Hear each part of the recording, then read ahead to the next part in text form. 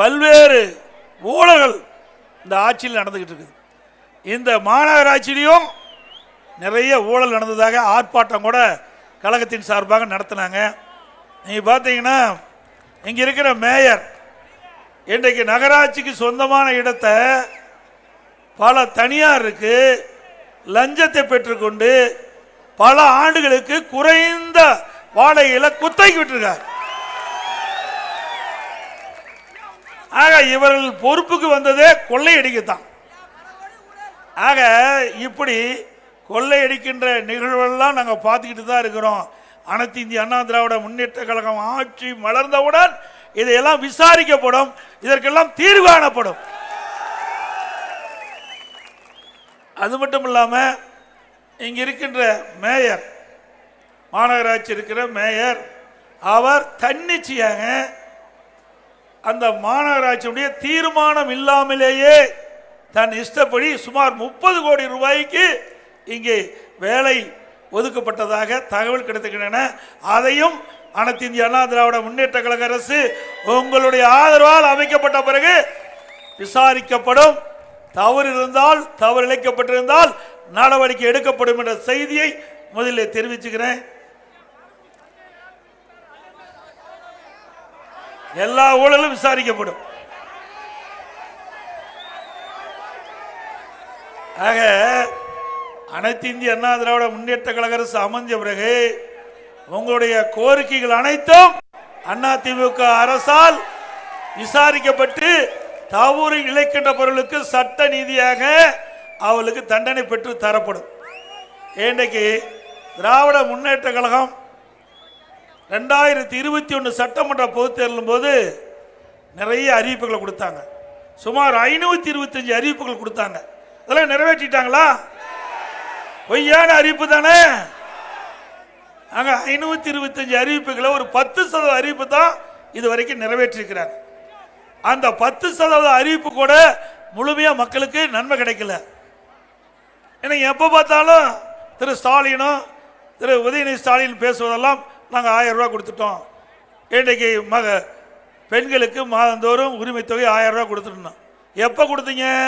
28 மாதம் கழிச்சு தான் இந்த 1000 ரூபாய் உரிமை தொகை கொடுத்தீங்க. எப்படி கொடுத்தீங்க? இன்றைக்கு சட்டமன்றத்தில் தொடர்ந்து நாங்கள் வலியுறுத்தினோம். இப்படி பொதுமக்களை ஏமாற்றி, பெண்களை ஏமாற்றி, இன்றைக்கு உங்களுடைய கொடுக்கப்பட்ட அறிவிப்பை நம்பி வாக்களித்த அந்த பெண்களுக்கு இழைக்கப்படுகிற அநீதி, அதை எடுத்து சொல்லி பேசணும். எங்களுடைய சட்டமன்ற உறுப்பினர்கள் தொடர்ந்து வலியுறுத்தி பேசினாங்க. அதிமுக பொதுக்கூட்டத்தில் தொடர்ந்து பேசணும். எங்க கூட்டணி கட்சி சேர்ந்த தலைவர்கள் இதை வலியுறுத்தி பேசினாங்க. இப்படி இந்த அரசாங்கத்துக்கு அழுத்தம் கொடுத்த காரணத்தினால்தான் வேற வழி இல்லாம திரு ஸ்டாலின் 28 மாதம் கழித்து தான் இந்த மாதந்தோறும் நம்முடைய குடும்ப தலைவிக்கு 1000 ரூபாய் உரிமை தொகை கொடுத்தாங்க. இப்ப என்னாச்சு? மக்களுடைய செல்வாக்கு எழுந்துட்டாங்க. திமுக மக்களுடைய செல்வாக்கு எழுந்து விட்டது. கட்சியிலையும் தொண்டருடைய செல்வாக்கு எழுந்துட்டாங்க. இப்ப மறுபடியும் ஒரு அறிவிப்பு கொடுத்திருக்கிறாங்க. சமீபத்தில் பத்திரிகைலாம் வந்திருக்குது. அந்த விதிகள்லாம் தளர்த்தி மேலும் 30 லட்சம் பேர்களுக்கு மாதந்தோறும் குடும்ப தலைவிக்கு 1000 ரூபாய் உரிமை தொகை கொடுக்குறீங்க. எப்ப? இன்னும் 8 மாசம் தான் இருக்குது. இன்னும் 8 மாத காலம் தான் இருக்குது. அப்படிலாம் 52 மாத காலம் ஏற்கனவே போயிட்டுது. எதுக்காக கொடுக்குறாங்க? உங்களுடைய கஷ்டத்தை எல்லாம் இன்னி கொடுக்கல. அடுத்த ஆண்டு சட்டமன்ற தேர்தல் வர இருக்குது. அந்த சட்டமன்ற தேர்தலுக்கு உங்களுடைய ஓட்டு அவர்களுக்கு தேவை. இந்த குடும்ப தலைவருடைய ஓட்டு அடுத்த ஆண்டு நடைபெறுகின்ற சட்டமன்ற பொதுத் தேர்தலில் திமுகவுக்கு கிடைக்க வேண்டும் என்ற எண்ணத்தின் அடிப்படையில் தான் இந்த 1000 ரூபாயை இப்ப கொடுக்கணும்னு சொல்லியிருக்கிறாரு. ஆக இதை மக்களை ஏமாற்றுகின்ற செயல், இன்றைக்கு ஏழை எளிய தாய்மார்களை ஏமாற்றுகின்ற செயல். ஏன் அப்பவே கொடுத்துருக்கலாம்ல? நீங்க ஏற்கனவே 22 மாதம் கழிச்சு தான் இந்த 1000 ரூபாய் மாதந்தோறும் கொடுக்குறீங்க. அப்பவே கொடுத்திருந்தா கிட்டத்தட்ட இவங்களுக்கு மீதி இருக்கிற எஞ்சி இருக்கிற 32 மாதத்திற்கு கிடைச்சிருக்கும். ஆக 32 மாதத்திற்கு கிடைக்காது போனதற்கு காரணம் திமுக இருக்கின்ற சந்தர்ப்பவாத அரசாங்கம். ஏழைகளுக்காக கொடுக்கவில்லை, அவர்களுக்காக உங்களுக்கு மாதந்தோறும் 1000 ரூபாய் கொடுக்க என்பதை நீங்க எண்ணி பார்க்க வேண்டும். இது மாநகராட்சி பகுதி. இந்த மாநகராட்சி பகுதியில் மாநகராட்சி, நகராட்சி, பேரூராட்சி இதில் பார்த்தீங்கன்னா இஷ்டத்துக்கு வரி உயர்த்திட்டாங்க. கொஞ்சம் நெஞ்ச வரி கிடையாது. இன்றைக்கு திராவிட முன்னேற்ற கழக தேர்தல் அறிக்கையில் எந்த வரியும் உயர்த்த மாட்டோம் என்று உறுதி கொடுத்துட்டு தேர்தல் அறிக்கையை வெளியிட்டு இப்போ கடைக்கு 150% வரி. நீங்கள் 1000 ரூபாய் ஏற்கனவே கடை வரி செலுத்திட்டு இருந்தீங்களா ஆண்டுக்கு, இப்போ 2500 ரூபாய் செலுத்த வேணும்.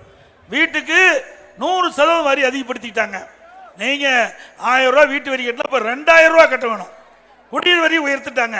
போதாததுக்கு குப்பைக்கு வரி போட்டாங்க. குப்பைக்கு வரி போட்டு அரசாங்கம் தேவையா? அதை கூட விட்டு வைக்கல. ஆக வரி மேல் வரி போட்டு மக்களை மிகப்பெரிய துன்பத்துக்கு ஆளாக்கின அரசு திராவிட முன்னேற்ற கழக அரசு. மின்சார கட்டணம் தான் சொல்றாரு தம்பி. மின்சாரத்தை தொட்டா தான் ஷாக் அடிக்கும். மின்சார கட்டணத்தை கேட்டாவே ஷாக் அடிக்குது. அப்படிப்பட்ட மின் கட்டண உயர்வு. முதல் கட்டமா 3 வருஷத்துக்கு முந்தைய 52% மின் கட்டணம் உயர்த்திட்டாங்க. வருடம் 5 வருஷம் மின் கட்டண உயர்வு. இப்போ 3 ஆண்டுல 15% உயர்த்திட்டாங்க. ஆக 52 + 15 67% மின் கட்டணத்தை உயர்த்திட்டாங்க. இதுக்கு இப்போ தற்காலிகமா ஒரு மின்சாரத்துறை மந்திரி வந்திருக்கார், சிவசங்கர் ஒரு மந்திரி. நான் ஒரு இடத்துல பேசும்போது கிண்டல் வச்சு பேசுறார். திரு சிவசங்கர் அவர்களே, நீங்க வாங்க, ஏற்கனவே அதிமுக ஆட்சியில் 2 மாசத்துக்கு ஒரு முறை எவ்வளவு கரண்ட் பில் கட்டணும், இப்போ எவ்வளவு கரண்ட் பில் கட்டுறான்னு தெளிவுபடுத்துறோம். மக்களை ஏமாற்று வேலையெல்லாம் நடக்காது. இன்றைக்கு அவ்வளவு மின் கட்டண உயர்வு, மக்கள் தாக்கு பிடிக்க முடியாத அளவுக்கு மின் கட்டண உயர்வு. அது மட்டும் இல்ல, நம் மாநிலத்துக்கு வர வேண்டிய பெரிய பெரிய தொழிற்சாலைகள் இந்த மின் கட்டண உயர்வால் அண்டை மாநிலத்துக்கு போயிட்டு இருக்குது. அதை பத்தி எல்லாம் அவளுக்கு கவலையே கிடையாது. இந்த அரசாங்கத்துக்கு கவலையே கிடையாது. ஆக வீட்டு வரி உயர்வு, கடவரி உயர்வு, குடிநீர் வரி உயர்வு, குப்பை வரி, மின் கட்டணம் எல்லாம் உயர்ந்து போனா கூட கடை வாங்கிட்டு இருக்காங்க. எதுக்கு கடை வாங்குறேனே தெரியல. அண்ணன் ராஜா கிட்ட பேசுறேன், என்னன்னா இவ்வளவு கடை வாங்கிட்டு அவரு சொன்னாரு, எதுக்கு கடை வாங்குறானே தெரியல. ஒரு பக்கம் வருவாய் அதிகரிச்சிட்டது. 2020-21 அந்த ஆண்டில் இருக்கிற வருவாய் அண்ணா திமுக ஆட்சியில், 2024-25 திமுக ஆட்சியில் வருகின்ற வருவாய் ஒப்பிட்டு பார்த்தா 1,36,000 கோடி ஆண்டுக்கு வருமானம் உயர்ந்திருக்குது. அப்ப எது கடை வாங்குறீங்க? 4,38,000 கோடி இந்த 4 வருஷத்துல கடை வாங்கிட்டாங்க. இந்த ஆண்டு 1,00,000 கோடி கடை வாங்குறாங்க. ஆக திராவிட முன்னேற்ற கழக அரசு 5 ஆண்டு முடிகின்ற பொழுது 5,38,000 கோடி கடனை வாங்கிட்டு போயிருக்காங்க. கடன் சுமையில தமிழ்நாட்டை விட்டுட்டு போயிருக்கிறீங்க. ஆக ஒரு பக்கம் வருவாய் அதிகம், ஒரு பக்கம் கடன் வாங்குறீங்க. திட்டம் எதுவுமே வரலையே. அண்ணா திமுக ஆட்சியில் நிறைய பாலங்கள் கொடுத்தோம், தடுப்பணை கொடுத்தோம், நிறைய கல்லூரி கட்டி கொடுத்தோம், எதுவுமே வரலையே. இப்படி எதுவுமே வராத இவ்வளவு கடன் வாங்கி இருக்கீங்க. இதுக்கெல்லாம் அண்ணா திமுக அரசு வந்த பிறகு பதில் சொல்லி ஆக வேண்டும் இந்த அரசாங்கம். ஏன்னா எல்லாமே ஊழல், கமிஷன், கலெக்ஷன், கரப்ஷன், இதுதான் திமுக தாரக மந்திரம். இதை தவிர்த்து எதுவுமே கிடையாது. இங்கு மாநகராட்சி ஆரம்பிச்சு, மாநகராட்சியில் ஊழல் ஆரம்பிச்சு கடைக்கோட்டில் கிட்ட பஞ்சாயத்து வரைக்கும் கொள்ளையடிக்கிறாங்க. கொள்ளையடிக்காத நாளே இல்லை. தினந்தோறும் கடை விரிச்சு போட்டு வியாபாரம் பண்ற மாதிரி அவர்கள் இந்த கொள்ளையடிப்பதிலே முதல் மாநிலமாக இருப்பது தமிழ்நாடு. நீங்க அண்மையில் பார்த்தீங்கன்னா கிராமத்தில் வீடு கட்டுவோம். நிறைய பேர் கிராமத்திலிருந்து வந்திருப்பீங்க. உங்களுக்கு ஒரு 5 ஏக்கர் நிலம் இருக்கும், அதில் வீடு கட்டியிருப்பீங்க. அந்த வீடு கட்டினதுக்கு வரி போடுவாங்க பஞ்சாயத்தில். இப்போ என்ன ஆச்சு? ஒரு வாரத்துக்கு முன்பு ஜூலை 16ஆம் தேதி ஒரு நோட்டீஸ் விட்டாங்க. நீங்கள் ஏதாவது அனுமதி கிராமத்தில் உங்கள் தோட்டத்தில் வீடு கட்டி இருந்தா, அனுமதி இல்லாத வீடு கட்டி இருந்தா சீல் வைக்கலான்ட்டு. என்ன நீங்க அனுமதி வாங்கன்னு சொன்னா அதுக்கு ஒரு காலக்கெடு நிர்ணயிக்கணும். இனிமேல் புதிதாக வீடு கட்டுருவீங்க, அனுமதி வாங்கிட்டு கட்டுனா பரவாயில்லன்னு சொன்னா பரவாயில்ல. ஏற்கனவே வீடு கட்டி குடியிருக்கிறவங்க எப்படி போய் அனுமதி வாங்க முடியும்? சீல் வச்சுட்டு அவங்க எங்க போவாங்க? எவ்வளவு மோசம் பாருங்க. இன்னொன்னு, இன்னைக்கு தந்தி பேப்பர்ல வந்திருக்குது பாருங்க. தான் தந்தி பக்கம் பக்கத்திலேயே டீ கடை முதல் அனைவருக்கும் பொருந்தும். கிராம பகுதியில் தொழில் செய்வதற்கு லைசன்ஸ் கட்டாயம். டீ கடை இனிமேல் டீ கடை வச்சா கூட லைசன்ஸ் வாங்கணும். அதுக்கு எவ்வளவு லஞ்சம் கொடுக்கணும்? எத்தனை பேருக்கு போய் பார்க்கறது? பத்திரிகையில் வந்துருக்கு பாருங்க. நாங்கள் சொன்னால் பொய்யும்பாங்க, வேணுமெனே அதுக்கு ஒரு மந்திரி இருக்காங்க, சில மந்திரிக எடப்பாடி பழனிசாமி வேணுமெனே பொய்யா பேசுகிறாருப்பாங்க. அவர் போட்ட ஜீவோ டீ கடை இந்த செலவு பெட்டி வச்சு நம்ம ஏதாவது வேசி கீசி சட்டை புடவை அயன் பண்ணனா அதுக்கு லைசன்ஸ் வாங்கணும். இந்த கொடுமை எங்காச்சும் உண்டா? நான் வர்ற வழியில் 2 நாளைக்கு முந்தி அங்கே புதுக்கோட்டை மாவட்டத்துக்கு போயிருந்தேன். அங்கே எல்லாம் சின்ன சின்ன ஒரு டென்ட் போட்டு முந்திரி பருப்பு வறுத்து வைக்கிறாங்க. அதுக்கு இனிமேல் லைசன்ஸ் வாங்கணும். இப்படிப்பட்ட கொடுமையான ஆட்சி தேவைங்களா? ஏங்க ஏழை மக்கள் எப்படி பிழைக்கிறது பாருங்க. இதில் என்னென்ன கொடுத்துருக்கான்னு, டீ கடை, தையல் கடை இருக்குது பார்த்தீங்களா? நம்முடைய சகோதரியே நம்ம தையல் கடை வச்சுருப்பாங்க, தையல் மிஷினு, அதுக்கும் இனிமேல் லைசன்ஸ் வாங்கி ஆகணும். சலவை கடை, பெட்டி கடை, சின்ன சின்ன பெட்டி கடை கிராமத்தில் ரோட்டோரம் வச்சுருப்பாங்க. அந்த கிராமத்தில் பார்த்தீங்கன்னா பெட்டி கடை, அதுக்கு லைசன்ஸ் வாங்கணும். அவன் கடையே மொத்தம் ஒரு 3000-4000 தான் போரும் ஜாமானம். அதுக்கு 250லேருந்து 50,000 வரைக்கும் வரி. இது எங்கேயும் நாடு போய் தாங்கும்? இது யார் தான் ஐடியா கொடுக்குறாங்களே தெரியல. இந்த முதலமைச்சருக்கு தான் ஒன்றுமே கிடையாது, ஒரு பொம்மை முதலமைச்சர். ஏங்க இப்படிப்பட்ட யாராச்சும் விடுவாங்களா? ஒன்றும் தெரியாது. நம்ம கிராமத்தில் இருக்கிறவங்கிட்ட, கிராமத்தில் இருக்கின்ற முதலமைச்சரானா கூட இப்படிப்பட்ட அறிவிப்பை வெளியிட மாட்டாங்க.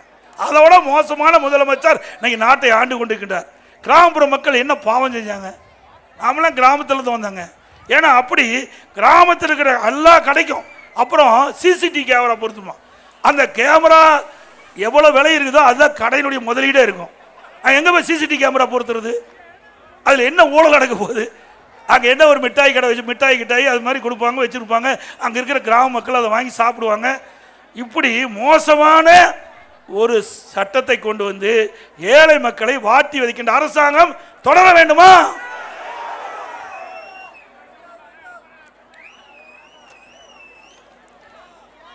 அதோட இப்போ உங்களுடன் ஸ்டாலின் வந்திருக்கார். யாருடன்? ஊர் ஊராக கொண்டு வந்து அட்டை கொடுத்து அரசு அதிகாரிகளை பயன்படுத்தி, உங்களுடன் ஸ்டாலின் நீ உங்கள் கட்சிக்காரனை பயன்படுத்தி எதுக்கு அரசு ஊழியர்களை பயன்படுத்துகிற? உங்களுக்கு விளம்பரம் கிடைக்கிறதுக்காக அரசு பணத்தை வீணடிக்கலாமா? இதில் என்ன கொடுத்துருக்காரு? 46 கோரிக்கை, 46 பிரச்சனை மக்களுக்கு இருக்குதான். நல்ல வேலைக்கு முதலமைச்சருக்கு இப்போ தான் தெரிஞ்சிருக்குது. 4 ஆண்டு காலம் முதலமைச்சராக பதவி வைத்துட்ட ஒரு முதலமைச்சருக்கு மக்கள்கிட்ட 46 பிரச்சனை இருப்பதாக இதில் அடித்து அவரே ஒத்துக்கிட்டார். நாம கொடுக்கல, அவர் அடித்து கொடுத்த இந்த விளம்பரத்தாளல். அந்த 46 கோரிக்கை அரசு ஊழியர்கள் வந்து வீடு வீடாக கேட்பாங்க. நீங்கள் அந்த பிரச்சனை சொன்னீங்களா, உடனடியாக போய் 45 நாளில் சம்பந்தப்பட்ட அதிகாரி சொல்லி தீர்வு காண்பாங்களாம். எப்போ? ஆட்சி போகும்போது. இது ஒரு கதை இருக்குது. ஒருத்தருக்கு உடம்பு சரியில்லாமல் உடைய ஹாஸ்பிட்டலில் செஞ்சுன்னா சேர்த்திட்டா வெண்டிலேட்டர் வச்சு உயிருக்கு ஊசலாடிட்டு இருக்கோம். அது மாதிரி இந்த அரசாங்கம் உயிருக்கு ஊசலாடிட்டு இருக்குது. அந்த வெண்டிலேட்டர் எடுத்தால் உயிர் போயிடும். அது மாதிரி 2026 தேர்தலில் மக்கள் மாற்றி வாக்களிப்பாங்க, அதிமுக ஆட்சிக்கு வரும். அப்போ எங்கே போய் நிறைவேற்றுவீங்க? இதையெல்லாம் திட்டமிட்டு ஒரு தவறான செய்தியை மக்கள்கிட்ட பரப்பி மக்களிடத்திலிருந்து வாக்களை பெறுவதற்காக திரு ஸ்டாலினுடைய அரசாங்கம் தந்திரமாக மக்களை ஏமாற்றுவதற்காக ஒரு நாடகத்தை அரங்கேற்றிருக்காங்க. இதை நீ நல்லா சிந்திச்சு பாருங்க. இப்படிப்பட்ட பொய்யான அறிக்கை விட்டு மக்களை ஏமாத்துது. தினம் தினம் ஒரு அறிக்கை, தினம் ஒரு டாபிக் பேர் வைப்பாங்க. இதுக்கு பேர் வைக்கிறதுல வல்லவர் இன்றைய முதலமைச்சர், பேர் வைப்பதில் வல்லவர். அது ஒன்று தான் அவரால் முடியும். இதுக்கு பேர், இந்த திட்டத்துக்கெல்லாம் பேர் வச்சு வெளியிடுவார். அதுக்கு மட்டும் நோபல் பரிசு கொடுக்கலாம் நம்முடைய முதலமைச்சர் ஸ்டாலின் கொடுத்தா பொருத்தமாக இருக்கும். இன்னொன்று, 3-4 நாளைக்கு முந்தி திடீர்னு அவருக்கு உடல்நல குறைவு ஏற்பட்டு போச்சு. நான் கூட வருத்தப்பட்டேன். பரவாயில்ல, பாவம் முதலமைச்சராக இருக்கார், ஒரு கட்சியுடைய தலைவராக இருக்கார், போய் மருத்துவமனையில் சேர்ந்து நல்லா சிகிச்சை பெற்று குணமாகி வீட்டுக்கு வரணும்னு சொன்னால் அங்கே டேபிள் போட்டு அரசு அதிகாரிகள் அமர வச்சுக்கிட்டு இவருக்கு வந்து டைரக்ஷன் கொடுக்குறாராம். ஏன்னா நாட்டில் என்ன புயல் அடிச்சுட்டுதா, வெள்ளம் வந்துட்டுதா, மக்கள் துன்பப்பட்டு இருக்காங்களா? எப்படி நாடகம் பாருங்க. சரி, இந்த 4 நாள் தான் போய் படுத்தீங்க, நாட்டில் பெரும் பிரச்சனை, அதனால் மக்கள்லாம் அழைச்சி அங்கே இருக்கிற உயர் அதிகாரிலாம் அழைச்சி மீட்டிங் போடுறீங்க. 18 நாள் வெளிநாடு போனீங்களே, அப்போ என்ன அந்த நாட்டு மக்களுடைய பிரச்சனை சிந்திச்சு பார்த்தீங்களா? அங்கே போய் சைக்கிள் ஓட்டிகிட்டு இருக்காரு, அதுக்காக வெளிநாடு போனீங்க. எங்க இங்கிருந்து வெளிநாடு போய் தொழில் முதலீட்டு ஈர்ப்புன்னு சொல்லிட்டு போய் சைக்கிள் ஓட்டிகிட்டு இருக்காரு. இங்க 18 நாள் அங்க போய் உல்லாசமா இருந்துட்டு வந்தார். இங்க உடல் நலம் சரியில்லை, அதை ஏற்றுக்கொள்ள வேண்டியதுதான். அங்கே போய் ட்ரீட்மெண்ட்டுக்கு போனார், அங்கே வந்து சிகிச்சை பெற்றார், அதெல்லாம் மாற்று கருத்தே கிடையாது. ஆனால் அங்கே ஒரு நாடகத்தை அரங்கேற்றிங்க பாரு, அதுதான் தவறு. இப்படியெல்லாம் திரு ஸ்டாலின் அவர்களே மக்களை ஏமாற்றவே முடியாது. தமிழ்நாட்டு மக்கள் நன்றாக புரிந்தவர்கள், எடை போட்டு பார்க்கக்கூடியவர்கள். எந்த ஆட்சி சிறந்த ஆட்சி, யார் சிறப்பாக செயல்படுவார் என்று எடை போட்டு அதற்கு தீர்மானிக்கக்கூடிய திறமை படைத்த மக்கள் தமிழ்நாட்டு மக்கள். இப்படியெல்லாம் பாருங்க எப்படி நாடகம். அதோட வெளிநாடு போனார். அந்த வெளிநாட்டில் அங்கே இருக்கிற வெளிநாட்டில் இருக்கிற தொழிலதிபர்கள் அழைச்சி புரிந்துணர்வு ஒப்பந்தம் போட்டால் பரவாயில்ல. தமிழ்நாட்டுக்கு தொழிலதிபர்கள் வெளிநாட்டுக்கு அழைச்சி அங்கே புரிந்துணர்வு ஒப்பந்தம் போடுறார். இப்படி கேவலமான முதலமைச்சர் எங்கேயுமே பார்த்ததில்லை இந்தியாவில். புரிந்துணர்வு ஒப்பந்தம் போடுறதா இங்கேயே போடு, தமிழ்நாட்டில் இருக்கிற தொழிலதிபர் அழைச்சி இங்கே போடு, தமிழ்நாட்டில் இருக்கிற தொழிலதிபரை வெளிநாட்டுக்கு அனுப்பிச்சு இவர் வெளிநாடு போய் எதுக்கு போனாரோ தெரியல. இங்கிருந்த சம்பாரிச்ச பணத்தெல்லாம் முதலீடு செய்ய போயிருப்பார்னு நினைக்கிறேன். அதில் ஏதாவது கண்டுபிடிக்க கூடாது என்பதற்காக இங்கே இருக்கிற தொழிலதிபர் அழைச்சி தமிழ்நாட்டுக்கு இருக்கிற தொழிலதிபர்கள் அழைத்து அங்கே போய் புரிந்துணர்வு ஒப்பந்தம் போடுறீங்களே. இப்படிப்பட்ட முதலமைச்சர் நாட்டுக்கு தேவைங்களா? நல்லா சத்தமாக சொல்லுங்க. ஸ்டாலினுக்கு கதை கேட்குற மாதிரி 10 ரூபா பாலாஜி ட்ரையல் மார்க் ஐஎஸ் மாதிரி ஆகி போயிட்டார் அவர். 10 ரூபாய்னா எல்லா இடத்துலையும் எது தெரியுதோ இல்லையோ பாலாஜி தெரியுது. ஆக நீங்கள் டாஸ்மாக் கடை தமிழ்நாடு பூரா ஒரு 6000 கடைக்கு மேலே இருக்குது. இதில் எங்கேயும் டாஸ்மாக் கடையில் ஒரு நாளைக்கு 1.5 கோடி பாட்டில் விற்கிது. ஒரு பாட்டிலுக்கு 10 ரூபா வாங்குறாங்க. அப்படின்னா ஒரு நாளைக்கு 15 கோடி ரூபாய் இந்த டாஸ்மாக் கடையிலிருந்து மேலிடத்துக்கு போவதாக பத்திரிகையில் ஊடகத்தெல்லாம் வந்துக்கிட்டு இருக்குது. இது வெளிப்படையாக தெரிஞ்சுக்கிட்டு இருக்குது. அந்த டாஸ்மாக் கடையில் பணிபுரிகின்ற ஊழியர்களே இதை பற்றி பேட்டியெல்லாம் கொடுத்துருக்குறாங்க. மாதத்துக்கு ஒரு நாளைக்கு 15 கோடினா மாதத்துக்கு 450 கோடி, வருஷத்துக்கு 5400 கோடி இதில் மட்டும் கொள்ளையடிக்கிறாங்க வெறும் 10 ரூபாயில். அப்புறம் மற்ற டிபார்ட்மெண்ட்லாம் பாருங்கள் எவ்வளோ கொள்ளையடிச்சிருப்பாங்கன்னு.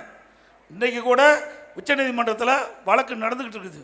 இந்த பாலாஜி மீது வழக்கு நடந்துக்கிட்டு இருக்குது.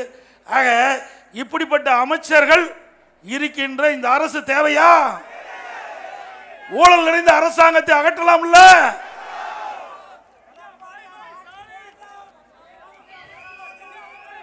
அப்புறம் நாம போய் மத்தியில் போய் உள்துறை அமைச்சர் போய் சந்திச்சா அவர் போய் கதவை தட்டுறாங்களாம்.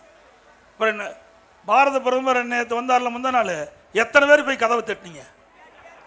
அப்படியே லைனாக இருந்துட்டு கதவை தட்டுறாங்க. கதவு தட்டல கதை முடிஞ்சுது. அந்த அச்சத்தோட போய் இத்தனை பேர் கதவை தட்டுறீங்களே, எதுக்கு தட்டுற? நாங்கள் வந்து முறையாக போய் உள்துறை மந்திரியை நாங்கள் சந்தித்து தமிழ்நாடு ஒரு பிரச்சனை சொல்கிறோம், அவர்களும் சில பிரச்சனை தீர்த்து வச்சாங்க. நீங்கள் தான் போகவே மாட்டீங்களே. இன்னைக்கு பாரதிய ஜனதானா உங்களுக்கு கசக்குது. ஆனால் ஏதாவது பிரச்சனை வந்துருமோன்னா உடனே ஓடி போய் கதவை தட்டுறீங்க. இது நியாயமா? இதே நல்லா சிந்திச்சு பாருங்க. தான் அண்ணன் கூட இருந்தார் 2001 பாரதிய ஜனதா திமுக கூட்டணி வச்சாங்களா இல்லையா? ஏன்னா நீங்கள் போட்டிட்டீங்களா இல்லையா? அண்ணனே சாட்சி. அப்போ பாரதிய ஜனதா அதே கட்சி தானே. இன்றைக்கும் பாரதிய ஜனதா தான், வேற பேரில் இருக்குதா? இன்னைக்கும் அண்ணன் பாரதிய ஜனதா கட்சியில் தான் இருக்காரு. அன்னைக்கு அப்படியே தான் இருக்கிறாங்க. ஆனால் அவர்கள்லாம் கூட்டணி வச்சா நல்லது, நாங்கள் கூட்டணி வச்சா மதவாத கட்சி. கேவலமா இல்லை? இது ஒரு ஜனநாயக நாடுங்க. நீ அரசியல் செய்ய வேண்டான்னு சொல்லல, அந்தந்த சூழ்நிலைக்கு தகுந்த மாதிரி அந்தந்த கட்சி கூட்டணி அமைக்கும். அதில் எதுக்கு போய் தவறான கருத்தை அவதூறான கருத்தை பரப்பி அரசியல் ஆதாயம் தேட திமுக முயற்சிக்குது. ஒரு காலம் முடிக்க நடக்காது. மக்கள் விழிப்போடு இருக்கிறாங்க. திரு ஸ்டாலின் அவர்களே, நீ எதை வேணாலும் சொல்லுங்க. எங்களை பொறுத்த வரைக்கும் எங்களுடைய கூட்டணி பலம் வாய்ந்த கூட்டணி. அண்ணா திமுக பாரதிய ஜனதா பலம் வாய்ந்த கூட்டணி. ஆகவே எங்களுடைய கூட்டணி தான் 100% தமிழகத்திலே வெற்றி பெறும். 2026 சட்டமன்ற பொதுத் தேர்தலில் அனைத்து இந்திய அண்ணா திராவிட முன்னேற்ற கழக கூட்டணி மிகப்பெரிய வெற்றி பெறும்.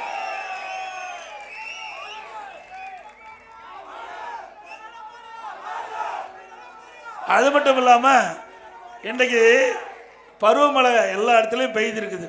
பருவமழை பெய்துட்டு இருக்குது. இந்த நேரத்தில் தான் டெல்டா மாவட்டத்திலிருந்து அனைத்து மாவட்டங்களிலுமே இன்றைக்கு நடவு செய்வாங்க. நெற்பயிர் நடவு செய்கின்ற காலகட்டம். இதில் விவசாயிகள்லாம் அங்கே தொடக்க வேளாண் கூட்டு வங்கியில் போய் பயிர்க்கடன் பெறுவாங்க. அதுக்கு ஒரு தந்திரமாக திமுக அரசாங்கம் எடுத்து சிபில் ஸ்கோர் அதில் நிறைய டாக்குமெண்ட் வாங்கணும். நிறைய பேங்க்கில் போய் நீங்கள் வாங்கிட்டு வந்து கொடுத்தா தான் அத்தாச்சி அதுக்கு தகுந்த கிளியரன்ஸ் வாங்கி வந்து கொடுத்தா தான் லோன் கொடுப்பேன்ட்டு ஒரு தவறான செய்தியை வெளியிட்டு விவசாயிகளை அலக்களித்தாங்க. நான் டெல்டா மாவட்டத்துக்கு போனேன். எல்லா மாவட்டத்திலையும் இதை எல்லா விவசாயிகளும் விவசாய பிரதிகளும் சொன்னாங்க. அதை வைத்து பாரத பிரதமர்கிட்ட ஒரு கடிதம் கொடுத்தேன். என்னங்க நீங்கள் டெல்லியில் இருக்கிற அரசாங்கம் தான் இப்படி செய்யுதுன்னு சொல்லி தவறான பரப்பி பயிப்பான உடனே நேற்றைய தினம் எங்கே பார்த்து அதுக்கு ஒரு அறிக்கை விட்டுட்டாங்க. அந்த நேற்றைய தினம் உடனே திமுக அரசாங்கம் ஏற்கனவே என்ன முறையில் பயிர்க்கடன் பெற்றீங்களோ அதே முறையை பின்பற்றலான்ட்டு. ஆக அனைத்து இந்திய அண்ணா திராவிட முன்னேற்ற கழகம் இந்த விவசாயியுடைய பிரச்சனையை முன்னிறுத்தி செய்த காரணத்தினால் பாரத பிரதமர் அவர்கள் இன்றைக்கு திருச்சிக்கு வந்த பொழுது நான் நேரடியாக கொடுத்ததின் விளைவு இன்றைய தினம் அதை ரத்து செஞ்சிட்டாங்க. சிபில் ஸ்கோர் ரத்து செஞ்சு விட்டு நீங்க பழைய மாதிரியே பயிர்க்கடன் பெறலான்ட்டு சொல்லியிருக்கிறாங்க. ஆக விவசாயிகளை வஞ்சிக்கிற அரசு தொடர வேண்டுமா?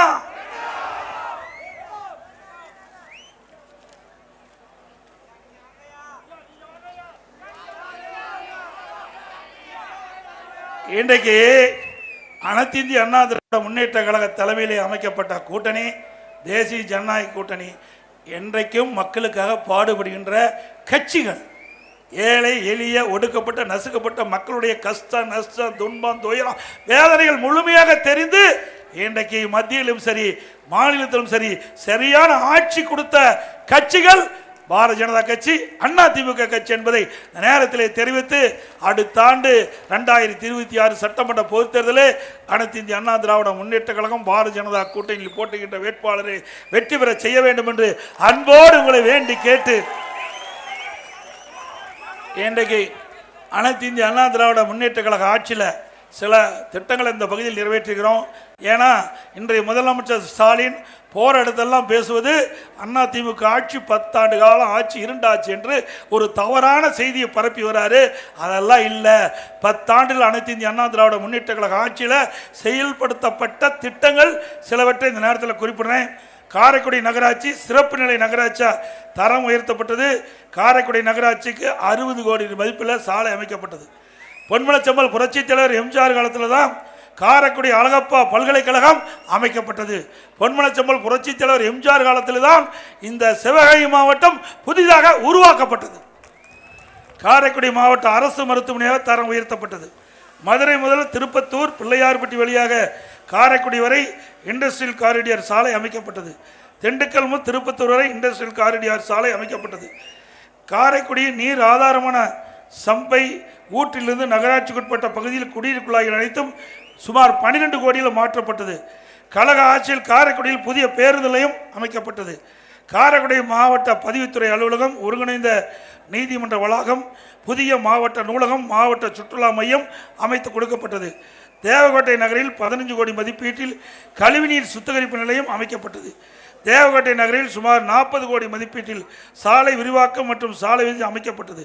தேவகோட்டை ஒன்றிய பகுதியில் 10 ஆண்டு ஆட்சி காலத்தில் ஊரக மற்றும் நெடுஞ்சாலைத்துறையில் சுமார் 1500 கோடியில் பல்வேறு பணிகள் நடைபெற்றன. காரைக்குடியில் 5 நகராட்சி பூங்கால் அமைக்கப்பட்டது. இத்தனையும் இந்த காரைக்குடி சட்டமன்ற தொகுதியில் நிறைவேற்ற பணிகள் என்பதை இந்த நேரத்தில் தெரிவித்து இன்றைக்கு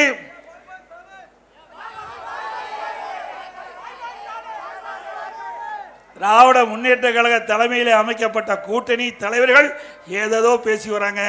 அங்கே மிகப்பெரிய விரசல் ஏற்படுகின்ற சூழ்நிலை ஏற்பட்டு விட்டது. அடுத்த இன்னும் 8 மாத காலம் தேர்தல் இருக்குது.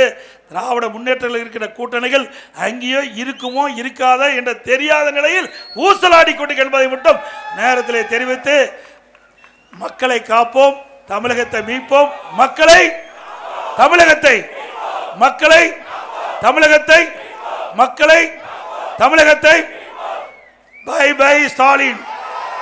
நன்றி, வணக்கம்.